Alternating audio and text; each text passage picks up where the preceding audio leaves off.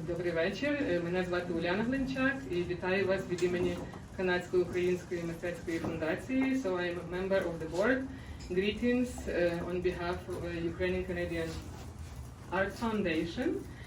Today we have a very exciting guest, Maria Reva, who is a star on the contemporary Canadian literary scene and the winner of Kobzar Book Award. Her novel Endling was shortlisted for 2025 Booker Prize. Congratulations. And won Atwood Gibson Writers Trust Fiction Prize. Congratulations again. Very excited. Maria writes fiction and also opera libretti. And what's important, that Maria is writing about contemporary Ukraine and what is happening there today. And our moderator is Sonia Bodnar, who is a book blogger and reporter for Ukrainian youth TV program KONTAKT Next Generation, as well as the host of literary interviews for our series Contemporary Ukrainian Diaspora Literature. Interesting fact about Sonia, and she's gonna kill me one time. I think she was born with a book, because when she was a child, her worst punishment from her parents was, we will not buy you a new book if you're not going to behave. So, welcome Maria and Sonia, and after the talk we will have a Q&A session and book signing, so welcome.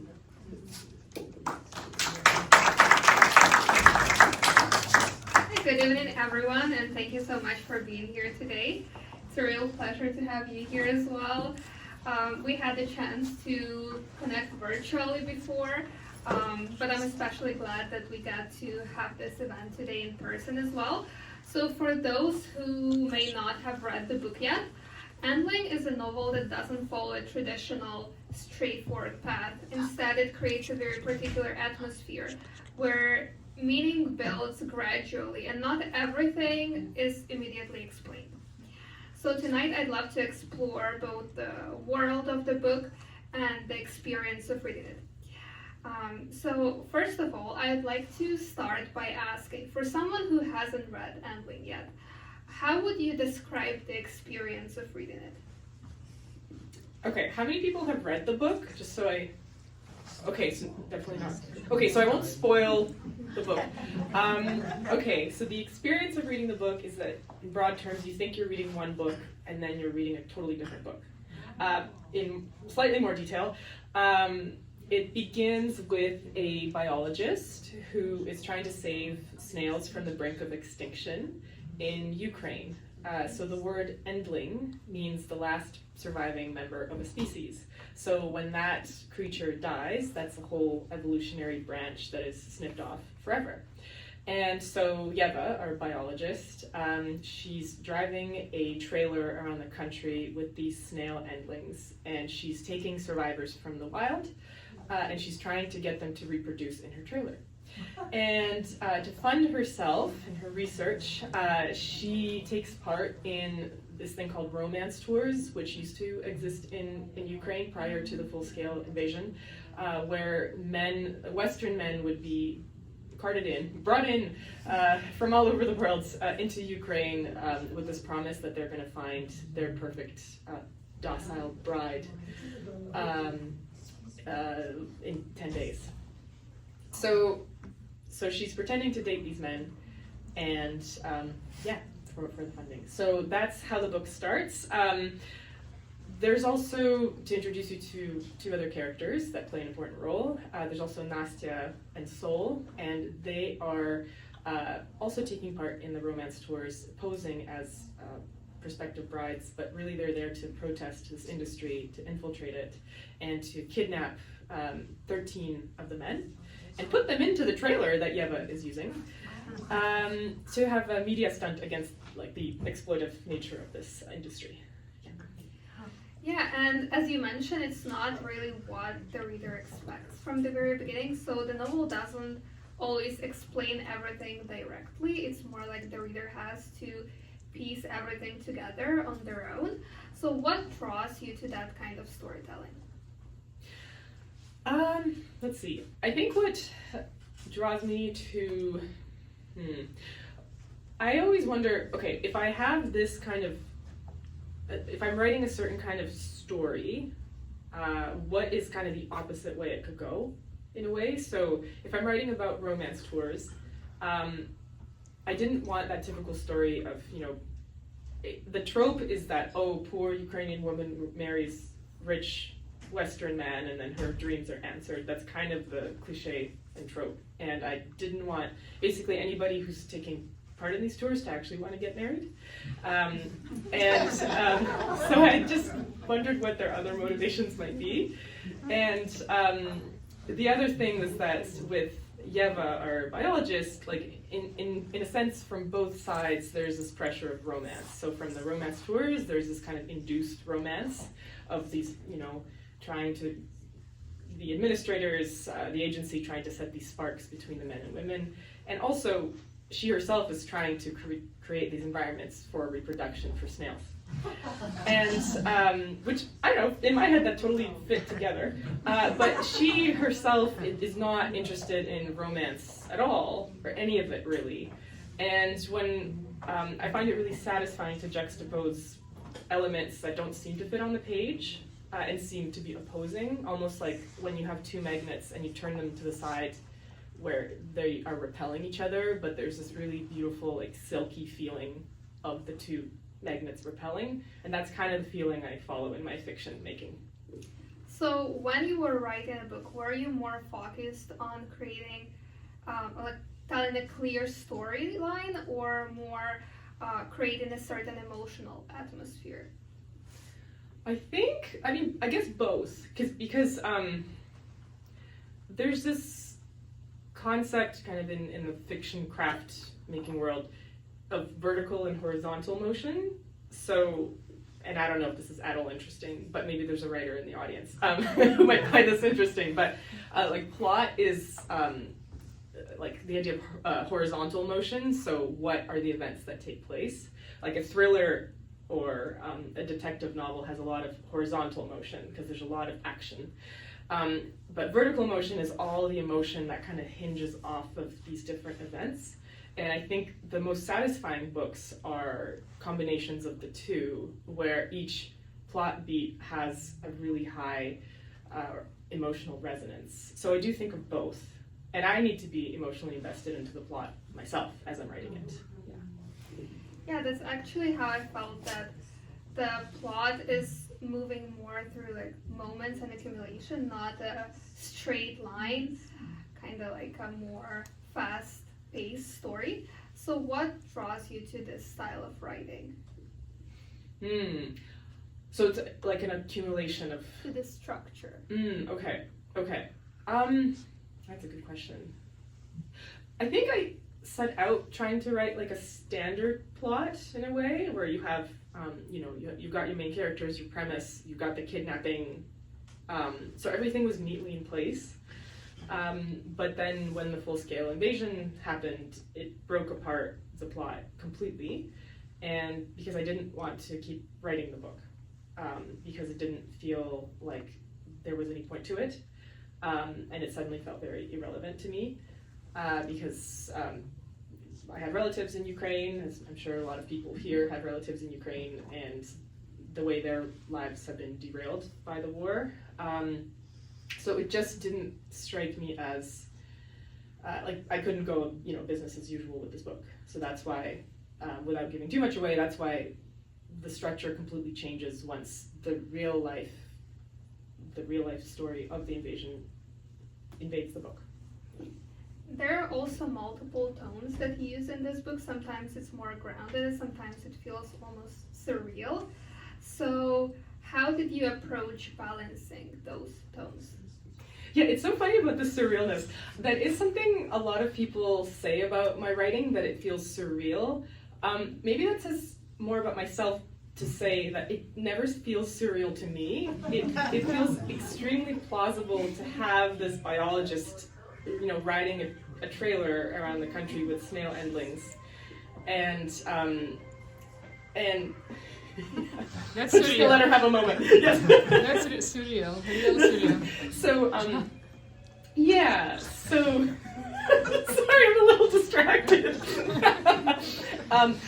So to me, these premises just, that's maybe how my mind works. And I can see these things happening. And honestly, our modern world feels pretty surreal to me right now. Yeah. And I also feel like the characters and their motivation, it's not always easy to read through, which makes them feel very real. So how do you approach building characters that aren't immediately readable? So I find, and this is kind of a question about likability as well, right? Like if the characters are likable or not, Yeah. or if you can understand them or not, right? Yeah, like if you can understand right away what they are looking for. Yeah, that's a great question. So when I start writing a character, I myself don't know what they want. And the process of writing a book, for me, is finding out what they truly want. And once I know, for me, the book is basically over.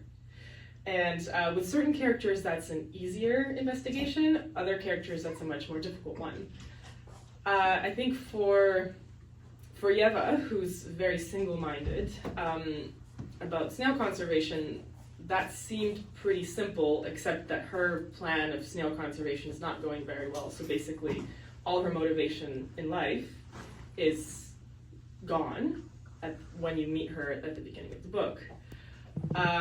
And the book, a lot of it is, for her, how does she find motivation to live again among ecological grief? And also the way some people snap into focus and action during cataclysm, and while others do not. So I think she finds a certain motivation that other characters do not when the full-scale invasion hits. Yeah. And just like readers don't instantly understand the motivation of some characters, I feel like between themselves they don't always connect fully and they don't always understand each other, even when they're interacting. So was that emotional distance something you were consciously shaping? Yeah, totally. So, I mean, Yeva doesn't like people. Nastya only likes her mother, and her mother has disappeared and has been neglectful. So I don't imagine her as being a particularly well-socialized child. Sol is pretty well adapted, but she doesn't have a huge role. So I think it's about, it's kind of these loners who ultimately decide to be alone together, And in a way, I think the word Endling applies to the characters as well, like the human characters, where they feel so alone in the world. But then and it's slowly them finding each other, and it's not this like easy process for them. It's not some kumbaya story where, friendship at first sight. It's a very fraught trajectory. Yeah, so I would say it is an exploration of emotional distance and then proximity. Yeah. And another striking thing about the story is that lots of things are left unsaid and only partially revealed. So how do you decide what to leave outside the frame of the story? Yeah, so how do I decide what to leave outside the frame of the story? If it's something that is a surprise to me, I like to have it be a surprise to the reader as well. I think part of drafting a book, drafting and redrafting it, is exactly that question of, okay, what information do I know as the author, and what would be the most satisfying place for the reader to have it? I think plot revelation, so if there's kind of logistical things you need to know about characters, I try to reveal those pretty quickly so that nobody has to do any math about, basic biographical details of the characters, but the kind of emotional revelations I try to kind of leave for later. Yeah. And for people who maybe are not familiar with the broader context of the book, so the book exists in the context of Ukraine, but it doesn't explain everything, as I mentioned, in direct or instructional way. Yeah. So how did you approach writing for an audience that may be Ukrainian or may not share that background? Yeah, so it's always, a conundrum, I would say, when you're writing about a different culture, but for, I mean, I suppose a lot of this book is for Western readers, but without over-explaining, you know, the cultural stuff. So I find that if I'm, as a reader, reading a book from another culture, and everything is explained to me, and there's actually a lot of like italicized foreign words, that actually creates the opposite effect for me as a reader. It actually alienates me from the story, because it's constantly telling me, this is not your culture, you're not part of it, you're an observer, and let me explain it to you. So instead I wanted to create a world where, yeah, some things are just a given, and so that the reader can just hopefully just be in the world with the characters. Yeah, and hopefully that the characters are like pulling enough that the reader will go through some of the things that are mysterious to them about the culture. Mm-hmm. And that creates a specific emotional tone as well. So as a reader, the tension in the book feels quiet and persistent rather than very dramatic. So was that emotional restraint something you were intentionally guiding as well? I think I try to let the reader feel things for themselves. A question I recently was asked, it was a different event in Toronto a few days ago. It was at the Hlynchak Club, and they're really wonderful. A question I was asked was, how come I didn't make villains in the story? Like there isn't such a fine divide between the heroes and the villains here, and that includes like even the Russian soldiers. I mean, there are terrible Russian soldiers in this, but they're not all terrible. And the way I answered that question then was, there's a kind of blind rage I feel as a human towards Russians. But as a writer, if I impose that rage on the reader, that's not going to make for very compelling fiction, because I think readers are themselves feeling and intelligent creatures, and they can put two and two together of what they decide to feel. So yeah, if there's emotional restraint, I think it's like kind of this idea that a book is created between the writer and the reader, and it's not something that is imposed on the reader. Yeah. And I would like to bring it back to the title of the book as well. So as you already mentioned, Endling is like the last of something, the last member of species. So what drew you to that concept, and when did it become central to the book? The concept of endlings? Yeah. So that was inspired by an article by Ed Young in The Atlantic, and the article is called The Last of Its Kind, and I encourage everybody to read it because it is absolutely it's heartbreaking, beautiful, it's elegant. And it's about a biologist in Hawaii who is trying to, like what he was doing, trying to save snails from the brink of extinction in Hawaii, because they're suffering a mass extinction event there because of an invasive wolf snail. That's the name of it. It's a very fast snail. It's carnivorous, and it actually follows the slime trails of the native snails, and it chews them out of their like escargot. Yeah, and they reproduce quickly for a snail. So it's a really, really terrible situation, and so this guy, and this biologist, and I stalked him on Instagram quite a bit, and he goes around Hawaii, and then he takes photos with like the last remaining 5 members of a certain species. And in this article, it's about, what is it to be on the front lines of extinction, right? To be the person where if you fail, that species is gone. And that was the first time I became familiar with the word endling. I hadn't heard it before. And I find it, it's a poignant word, but oddly cutesy, for what it means. And and I wanted to write about that kind of emotional toll that work would take on a human. Yeah. And I know we already talked about this a little bit in our virtual interview as well, that for you it's not only specifically about the snail, not just about that species. So did the idea of Endling shape how you approach the story, or maybe even how you thought about the ending of the story? Well, I thought of, the word Endling for me, it's not just the snails, as you said, it's also, I mean, I think it represents Reva, and Reva doesn't want children, she does not want to have children, and I think some folks who don't want children kind of feel like an Endling, in a way, because they're the last of that branch of their family. And also my grandfather, who becomes a character in the book, I kind of thought of him as an Endling because he is the only one of my relatives who chose, and that's a strange verb to use, but he chose to stay in Kherson while it was being invaded. And all my other relatives have been displaced, but he stayed in his apartment.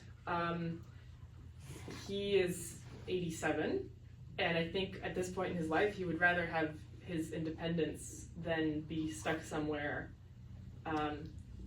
living with other people in not his own home. So maybe his idea of his tiny personal freedom is his own apartment, even if outside of that apartment it's like the attacks are relentless. So I did think of him as an Endling in a way, just being there by himself. Without giving anything away, without giving any spoilers, I feel like the ending doesn't resolve everything in a traditional way. It doesn't necessarily give us all the answers. So what kind of feeling did you want readers to leave with? Yeah, the ending, I think when writing about war, because that in the end what this book is about, it's really hard to end on any note of certainty. And the best I could do was give the characters certainty for the next 24 hours of what the next thing they need to do and the next destination. Because to say, well, they rolled into the sunset and everything was happily ever after is just not going to be realistic. But also, on the other end of that spectrum, to say that everything absolutely goes to shit is also not realistic, because there's also hope as well. Like that's not discounted either. Yeah, so it had to be kind of this in-between, and there had to be some uncertainty in it. Yeah. And now when the book is out in the world and available to readers, have readers responded to your book in ways that maybe surprised you or made you see it differently? What I've noticed is the kinds of questions I get. So, okay, what surprised me was that people are so invested in the snails. Actually, it really surprised me how well this book has done, because at the beginning it's quite snail heavy, it's like, well, it's gonna weed people out. Like the true fans are gonna, page 30, you got to get through. So I'm just surprised how well the book has done, honestly. And something I've noticed in reader reactions, or like the kinds of questions I get asked, is that in the West, I always get asked about the dark humor in the book, whereas with Ukrainian and European outlets, nobody asks about the dark humor because it's just kind of like the air people breathe. It's just part of the fabric of the book, whereas here, we still separate humor and tragedy. Like they're opposites somehow, but they're really not. I mean, the worse things get, I think the funnier people get. Yeah. Yeah, actually, I used to have African pet snails before as well. So you saved it until this point, and you tell me that? That's amazing. What happened to them? So, I think my mom still has one in Ukraine. Amazing. Yeah. So they're really big. They are really big. Yeah, they're like good for your skin. Those are the ones that they use here, like because face creams and everything. So you can just like put it on your face. It should be good for your skin. Amazing. Yes. But anyways, for somebody who maybe hasn't read the book yet, and for somebody that's considering picking up Endling, what do you think makes this story worth entering into? Makes it worth entering into. I think if you're wondering what the role of fiction is in today's insane world. This book is, I don't know if it has exact answers, but it's definitely taking apart what the novel is. And it's breaking open the container of what a novel can be. Yeah, for sure. And maybe finally from my side, so in a book where so much is uncertain or unresolved, what for you feels most essential and lasting about it? Okay, I think that the question of hope, and we touched on this a little bit before, that's something I get asked a lot about because, you know, with because this book also deals with ecology, and that's not a very fun subject either all the time. So I get asked a lot about hope, like is there hope? And I think when I was writing this book, I had to remind myself that our future is not baked. Like, it's not a set thing. And I don't think it's even an act of hope to say that the future is bleak, you know, that the environment will keep getting destroyed or the war will not turn out well. Like, we just have to remain open to the possibility that things can go well, and then that galvanizes us to take certain actions. So I think, yeah, maybe, I don't know if that answers your question, but. Perfect, thank you. And I think we can open the floor to some questions from the audience as well. You were supposed to read. Sorry. You were supposed to read. Oh, yes. Right? That's right. I was going to read from the book a bit. Okay. So, on the subject of humor, actually. So this was, I'm going to read to you a correspondence. It's about 4 or 5 minutes long. And it's based on a real correspondence I had with a media outlet in the US that I will not name.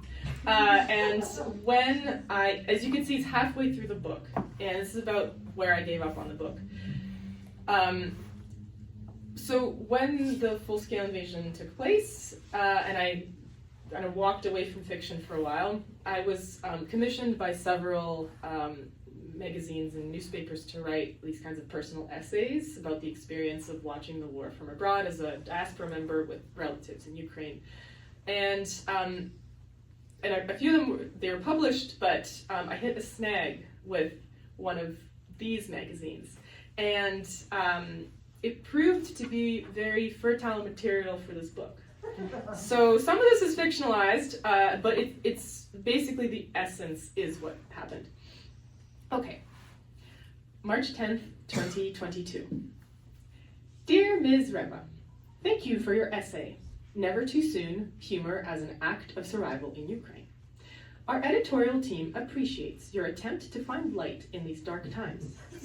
While we enjoyed hearing in the essay at hand about your homeland's, quote, bottomless arsenal, unquote, of wartime jokes, and while we also enjoyed reading about the civilian who downed a military drone with a jar of pickled tomatoes and the many memes her act of bravery inspired, we worry that the subject matter of your essay does indeed come too soon, and fear its tone would not quite fit the sensibilities of our readers.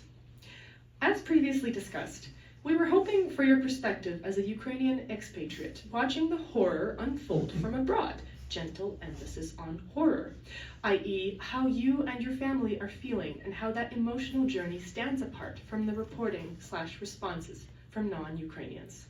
Could you resubmit by tomorrow morning? Sincerely, Elron McKinley, the Northwest Beacon. March 10th, 2022. Hi, Elron. Thanks again for soliciting my essay, and thanks so much for your feedback. I totally understand how the jokes my friends and family and Ukrainians at large are passing around as they shelter in basements and subway stations might come off as a little inappropriate to folks out here. I do wonder if maybe a part of the essay got lost in the attachment. The part where my uncle's family try and fail to escape their besieged city, and my family here in Canada are utterly powerless, and sometimes all we can do in the face of an incomprehensible reality is flip through pickle jar memes. or the part about how normal life churns around us while we're stuck in a deep murk holding our breath, but we do have to come up for air sometimes before descending again. If we don't laugh, we will drown, etc. Thanks so much. March 11th, 2022. Dear Ms. Reva, this is to confirm that we did indeed receive and read the essay in its entirety. We see that you published a wrenching personal essay just last week titled "The Streets of My Childhood Lie in Ruins." We found the tone more fitting there, with the appropriate gravitas. If you need more time, do let us know. Yours, E. March 12th, 2022. Hi, Elron. I'm so glad you enjoyed that essay. You'd asked for the type of reporting that would differ from that of a non-Ukrainian. In Ukraine, dark humor dates back to the Soviet days, and much earlier than that, giving people who live in uncontrollable circumstances a sense of power. If you can laugh about a dark reality, you rise above it, etc., as I mentioned in the essay. A non-Ukrainian would not touch the topic of wartime humor with a 10-foot pole right now. Thanks so much. Again, M. March 15th, 2022. Dear Ms. Reva, we've had a discussion with editorial. Why don't we circle back to the topic at hand in a month or so when the dust settles a bit? Warmly, E. So after that exchange, I thought, well, I am going to keep writing my book, and it is going to be funny, damn it. So that really empowered me to keep using dark humor in my writing. So thank you, Elron.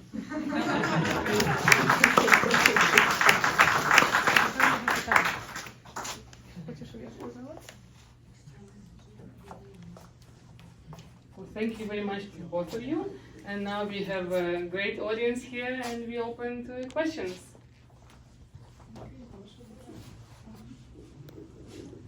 What an amazing, amazing book presentation and interview. This was so engaging and so wonderful. I'm going to be surprised if you're going to have any copies left. And if I don't get a copy, I want to get one.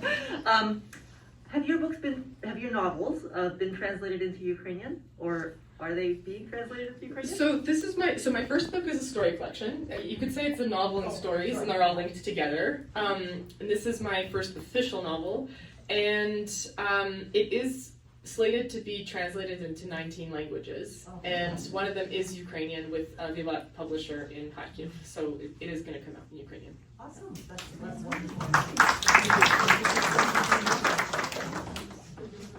Yes? That section that you read, how did you decide to include that in the book? I thought that was brilliant that they included it, but it's very unusual.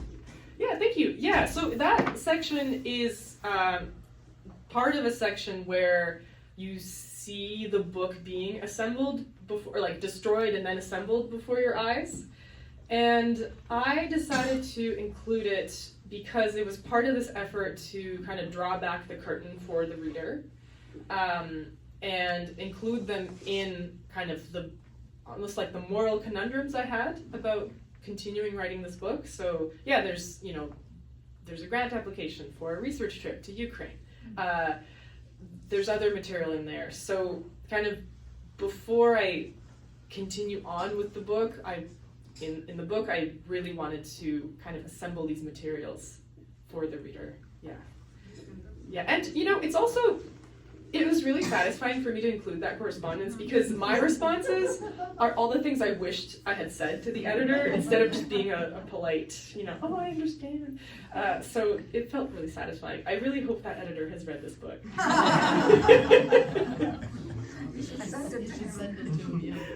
He read my first one, so I think he's read this one. Maria? Yes, hi, Jonathan. Hello. I actually, on the subject of you being somewhat surreal, I want to remind you after I read your first book of stories, I sent you an email suggesting that you could be taken for Franz Kafka's granddaughter. But you having grown up in Vancouver, and one of the characters, the males is an engineer from Vancouver. Was there a sense of association with him? Do you identify with him because of this? I love that question. Did everybody hear the question? No. Yes. Okay. No. Okay, somebody said no. Okay, so the question basically, so one of the characters, Pasha, he's a Ukrainian Diaspora member who grows up in Vancouver, and so am I. And is there any kind of relation between the two?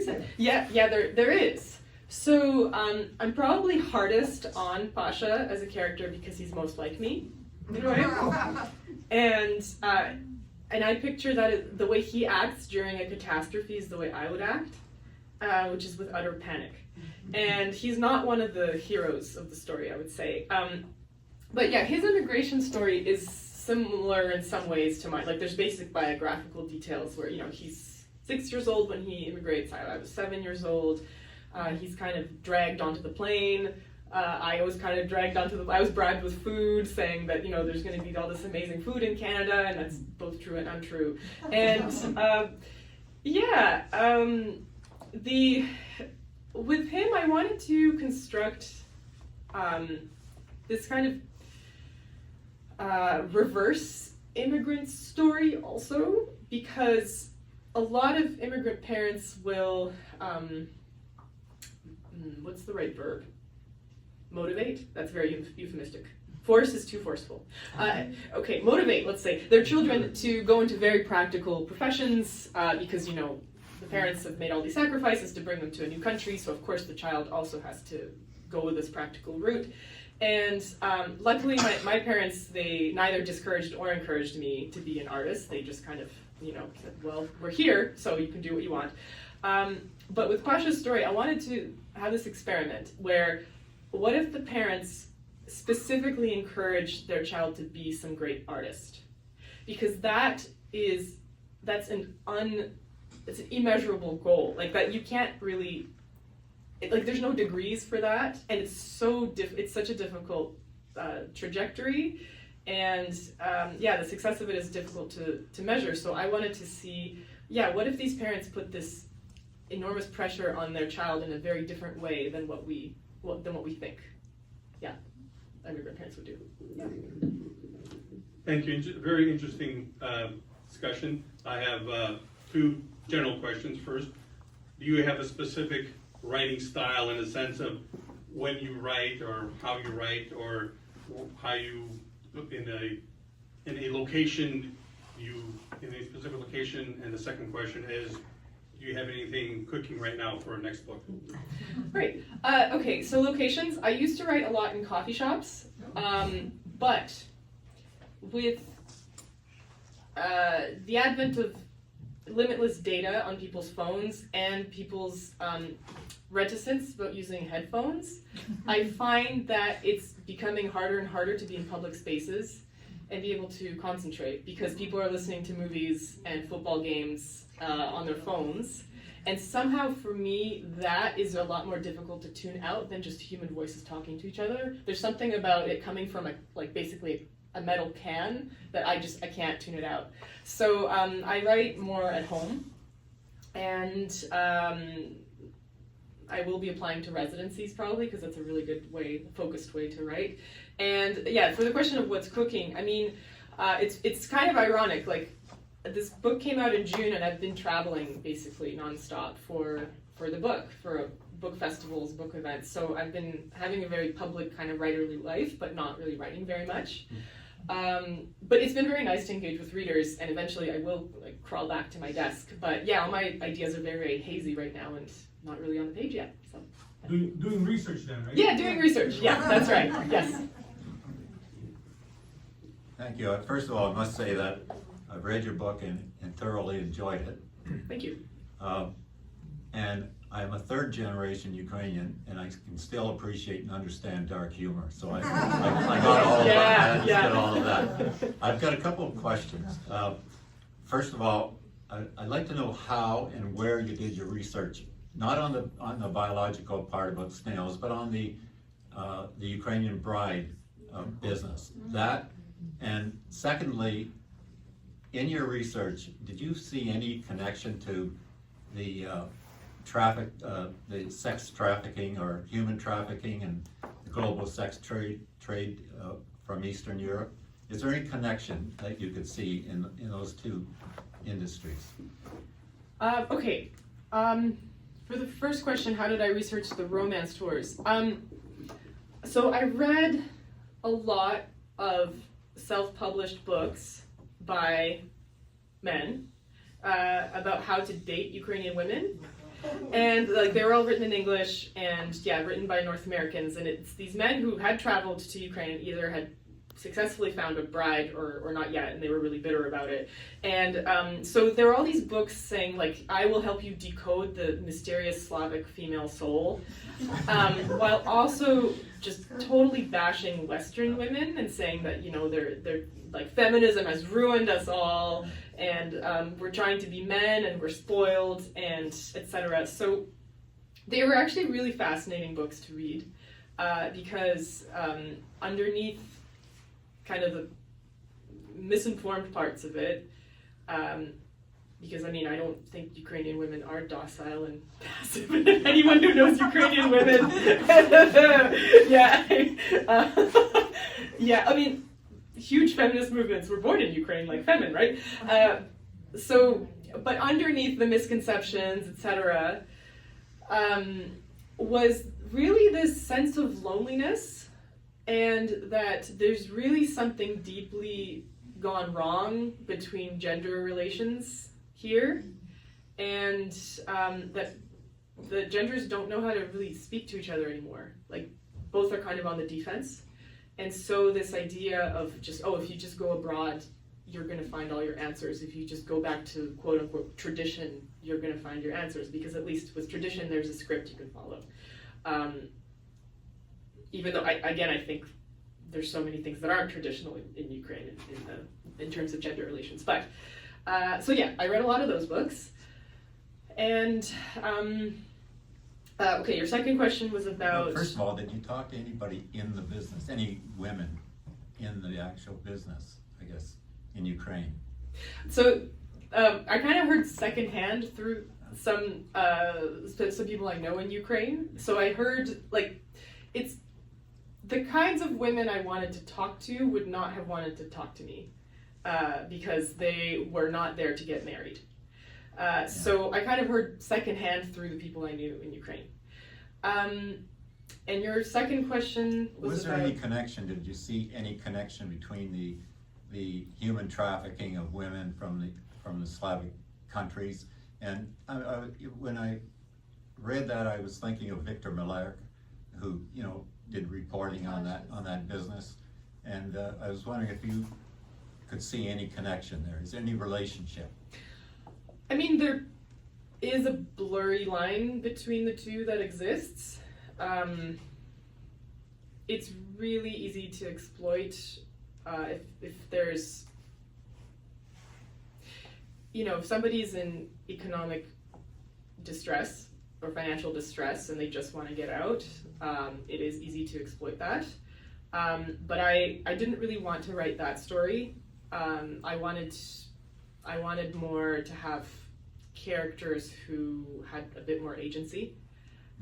So yeah, I focused more on kind of the above board. That's what I figured, but I mean, I just wondering in your research whether you saw any connection. Yeah, there's a blurriness there. Yeah. Oh. Did you mean to sort of parallel the Endling with the men in the lab, in the van? It sort of, to me, it was like a petri. And they were there also, sort of trying to find a legacy, not to end their, themselves. And here's this woman that's taking them out of the way to find this Endling.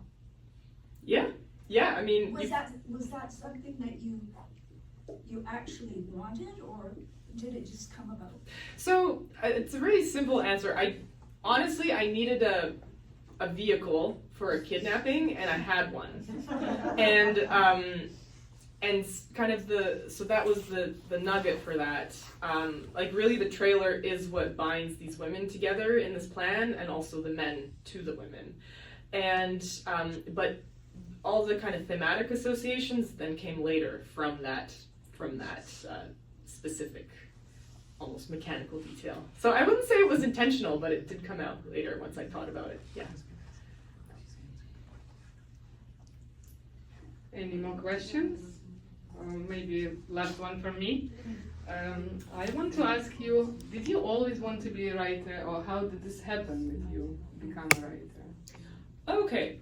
Did I always want to be a writer? I've always been aware that my memory is very poor. So even when I was a child, I felt this compulsion to write everything down because I knew I would forget it. And I was correct in that self-assessment. And so that's how I started keeping journals from a pretty young age. But I didn't think I had enough imagination to make the leap to fiction. But then I tried it once, and it was just so just wonderful that I haven't doubted it since. The nice thing I've discovered about having a bad memory is that then you're a better editor to yourself. So when you go back, like when you put it in the drawer and then you go back to it, like and you don't remember writing certain passages, you truly look at it through fresh editorial eyes, and it's great. And then you read it and, oh, this is great! Wow, or it's awful. It's like, oh, I couldn't have written that. Yeah, let's change it. Yeah. Thank you. Thank you very much. We are not finished. We'll be having now autographs and talking to Maria some more. I just two announcements. Our next literary event will happen on May 1st, 7 p.m. This is going to be Luba Yakimchuk, a poetess and writer and screenwriter from Ukraine. If anybody saw the film Budynok Slovo, she was a co-writer on that script, and also a very famous poetry book of hers is published by Lost Horse in the States, and it's Ukrainian poetry and English translation. It's called Abrikosy Donbass, the apricots of Donbass. So this is May 1st at 7 o'clock. And I would like to mention also that Maria's sister is coming to Toronto on May 9th with her musical performance, Earth in Peace, that's what I remember. So we will be having an interview with Anna Pigorna, Maria's sister, on KONTAKT, so please watch and you will have more information there. So thank you very much, and будь ласка, прошу, можемо далі продовжувати, we can continue our discussion informally. Thank you.